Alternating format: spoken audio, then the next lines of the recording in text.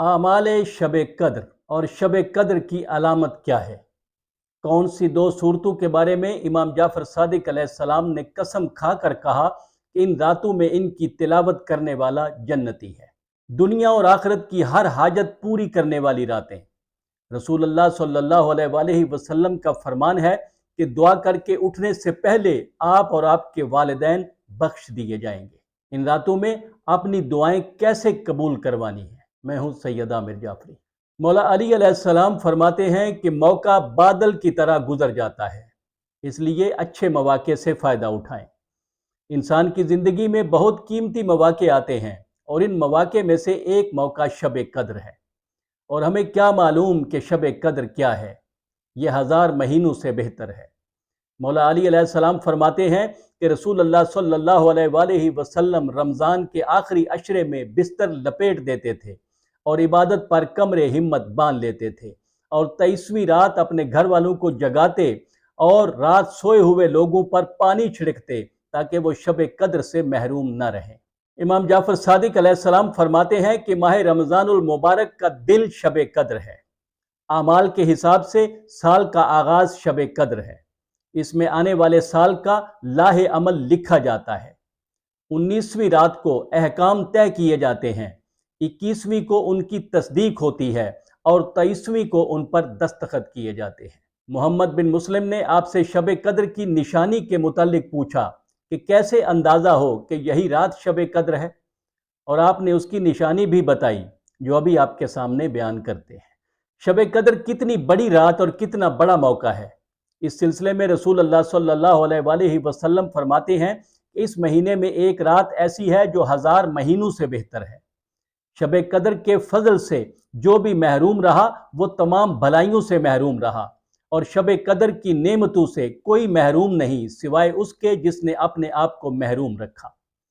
आपने फरमाया कि जो शख्स लैलतुल कद्र को बेदार रहेगा उससे अगली लैलतुल कद्र तक जहन्नुम का अजाब उससे दूर हो जाएगा। 19वीं माह रमज़ान की रात शब कद्र की पहली रात है। शब कद्र ऐसी अजीम रात है कि आम रातें इसकी फजीलत को नहीं पहुंच सकती, क्योंकि इसका अमल हज़ार महीनों के अमल से बेहतर है। इस रात तकदीर बनती है और रूह को, जो मलाइका में सबसे अजीम है, वो इसी रात फरिश्तों के साथ ज़मीन पर नाजिल होता है। ये मलाइका इमामुल असर अलैहिस्सलाम की खिदमत में हाजिर होते हैं और लोगों के मुकद्दर में जो कुछ भी होता है उसकी तफसील हजरत की खिदमत में पेश करते हैं। शब कद्र के आमाल दो तरह के होते हैं, एक मुश्तरक आमाल जो इन तीनों रातों में किए जाते हैं, और दूसरे हर रात के मखसूस आमाल।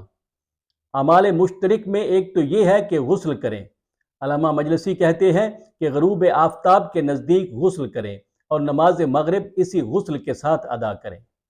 बाद अज़ मगरिबैन 2 रकात नमाज पढ़ें कि जिसकी हर रकात में सूरह अलहम्द के बाद 7 मरतबा सूरह तौहीद पढ़ें, और नमाज के बाद अस्तगफिरुल्लाह व अतूबु इलैह 70 मरतबा कहें।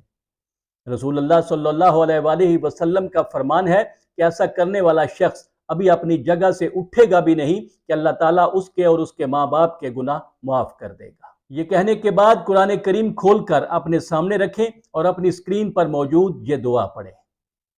दुआ ख़त्म होने के बाद अपने करीम रब से हज़ार महीनों से बेहतर इस रात में जो चाहे मांगे वो अल्लाह के हुक्म से अता होगा, क्योंकि जो चीज़ आज अता नहीं होगी शायद वो फिर कभी नहीं होगी। इसके बाद कुरान को अपने सर पर रखें और स्क्रीन पर आने वाले ये दुआया कलिमात कहें। अल्लाहुम्मा बेहक के हाज़ल कुरान व बेहक के मन अरसलताहू बेही व बेहक के कुल्ले मोमिनिम मदहताहू फीही व बेहक के का अलैहिम फला अहादा आराफू बेहक के का मिन का। इसके बाद 10 मरतबा कहे बेका या अल्लाह हो, 10 मरतबा बे मोहम्मद, 10 मरतबा बे अली, 10 मरतबा बे फातिमता, और 10 मरतबा बिल हसन, 10 मरतबा बिल हुसैन, 10 मरतबा बे अली इब्न हुसैन, 10 मरतबा बे मोहम्मद इब्न अली, 10 मरतबा बे जाफ़र इब्न मोहम्मद, 10 मरतबा बे मूसा इब्न जाफ़र, 10 मरतबा बे अली इब्न मूसा, 10 मरतबा बे मोहम्मद इब्न अली, 10 मरतबा बे अली इब्न मोहम्मद, और 10 मरतबा बिल हसन इब्न अली, और आखिर में 10 मरतबा बिल हुज्जती। جب یہ دعا مکمل ہو جائے تو قبولیت کے یقین کے ساتھ ایک بار پھر اپنی دعائیں مانگیں اور اس کے بعد زیارت امام حسین علیہ السلام پڑھیں۔ شب قدر میں 7ویں آسمان پر عرش کے نزدیک ایک منادی ندا دیتا ہے کہ اللہ پاک نے ہر اس شخص کے گناہ معاف کر دیے جو زیارت امام حسین علیہ السلام کے لیے آیا ہے۔ ان راتوں میں شب بیداری کرنی چاہیے۔ روایت ہے کہ جو شب قدر میں جاگتا رہے تو اس کے گناہ معاف ہو جائیں گے، اگرچہ وہ آسمانوں کے ستاروں، پہاڑوں کی جسامت اور دریاؤں کے پانی جتنے ہوں۔ ان راتوں میں 100 رکعت نماز بجا لائیں، جن کی ہر رکعت میں سورہ الحمد کے بعد 10 مرتبہ سورہ توحید پڑھیں۔ شب قدر کی راتوں میں اسکرین پر موجود یہ دعا پڑھیں۔ امام زین العابدین علیہ السلام ان راتوں میں قیام و قعود، رکوع و سجود کی حالت میں یہ دعا پڑھا کرتے تھے۔ علامہ مجلسی فرماتے ہیں کہ ان راتوں کا بہترین عمل یہ ہے کہ اپنی بخشش کی دعا کریں، اپنے اور اپنے والدین، اقربا اور زندہ و مردہ مومنین کے دنیا اور آخرت کے مطالب کے لیے دعا مانگیں، اور جس قدر ممکن ہو درود آل محمد پر بھیجیں۔ رسول اللہ صلی اللہ علیہ وآلہ وسلم سے پوچھا گیا کہ مجھے شب قدر کا موقع ملے تو میں اللہ سے کیا طلب کروں؟ آپ نے فرمایا کہ خدا سے صحت و عافیت مانگو۔ شب قدر کی تینوں راتوں میں دعائے جوشن کبیر پڑھنے کی ہدایت کی گئی ہے۔ ایک جنگ میں حضرت صلی اللہ علیہ وآلہ وسلم نے بھاری زرہ پہن رکھی تھی جس سے آپ کے جسم کو تکلیف ہو رہی تھی، تو جو اللہ اپنے حبیب کو عبادت کے لیے زیادہ دیر کھڑا نہیں ہونے دیتا، اس سے اپنے محبوب کی یہ تکلیف بھلا کب برداشت ہو سکتی تھی؟ فوراً جبریل کو آپ کے پاس یہ دعا دے کر بھیجا اور حکم دیا کہ یہ زرہ اتار دیں اور یہ دعا پڑھیں۔ یہ دعا آپ کے لیے اور آپ کی امت کے لیے حفظ و امان کا ذریعہ ہے۔ جو شخص ماہ رمضان میں 3 بار یہ دعا پڑھے تو اللہ تعالیٰ اس کے جسم پر جہنم کی آگ کو حرام کر دے گا، جنت اس کے لیے واجب قرار دے گا، اور 2 فرشتے اس پر مقرر کر دے گا جو گناہوں سے اس کی حفاظت کریں گے، اور وہ زندگی بھر خدا کی امان میں رہے گا۔ امام حسین علیہ السلام کا فرمان ہے کہ میرے والد گرامی علی ابن ابی طالب علیہ السلام نے مجھے اس دعا کو پابندی کے ساتھ پڑھنے کی وصیت فرمائی۔ یہ 1000 اسم ہیں اور انہی میں اسم اعظم ہے۔ ماہ رمضان 19ویں شب کے کچھ مخصوص اعمال بھی ہیں۔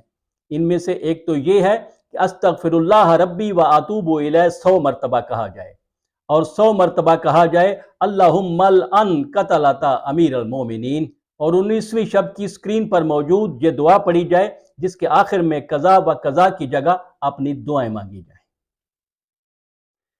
21ویں رمضان کی رات کی فضیلت 19ویں رمضان سے زیادہ ہے۔ اس رات میں وہ تمام اعمال مشترکہ بجا لائیں جن کا ذکر پہلے کیا جا چکا ہے۔